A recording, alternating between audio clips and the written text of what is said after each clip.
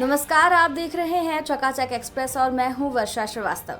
जैसा कि आप जानते ही हैं कि होली बहुत नज़दीक है, जिस पर ज्ञान बांटने के लिए फेसबुक, व्हाट्सएप और ट्विटर पर बुद्धिजीवियों की तैनाती होने लगी है। सोशल मीडिया पर खुद को एनवायरमेंटल थिंकर दिखाने की कोशिश करने वाले लोग वापस से पर्यावरण बचाने की मुहिम में लग जाएंगे, जैसा कि पिछले कुछ सालों से हमें देखने को मिलता है।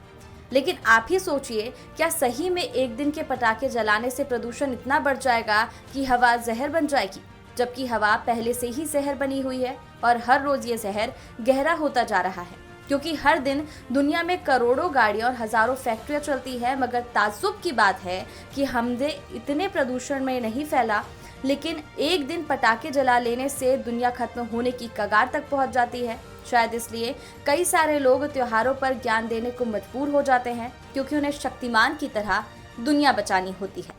और कुछ ऐसा ही होता है होली के समय भी।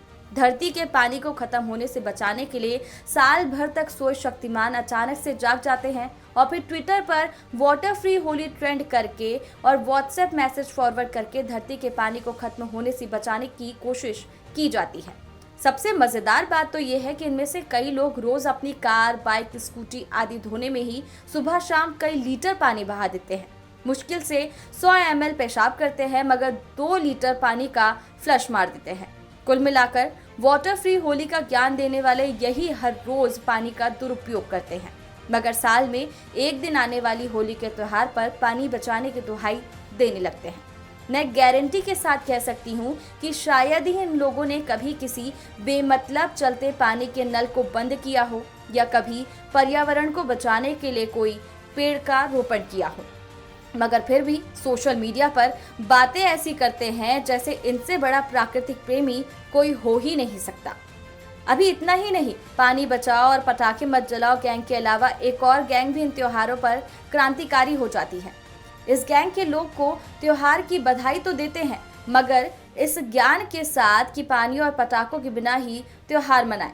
हालांकि हमें इनकी बात से एतराज नहीं है, लेकिन हमें उन लोगों से एतराज है जो धर्म देखकर ज्ञान देते हैं।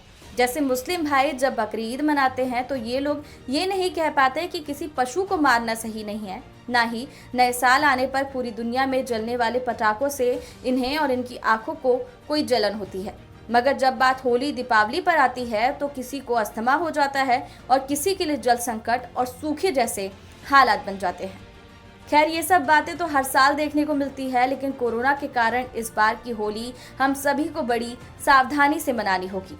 हमारे देश के नेता भले हजारों की भीड़ के साथ चुनावी रैलियां कर लें, मगर फिर भी हमें होली पर बहुत अधिक गैदरिंग से बचना होगा। नेताओं का क्या है, उन्हें वोट कमाने से मतलब है। देश में भले ही वापस से लॉकडाउन जैसे हालत क्यों ना बन जाए।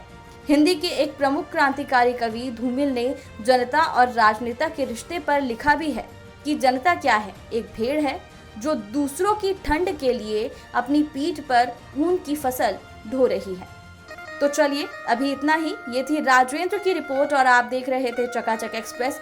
जल्द मिलते हैं किसी नई बात को लेकर।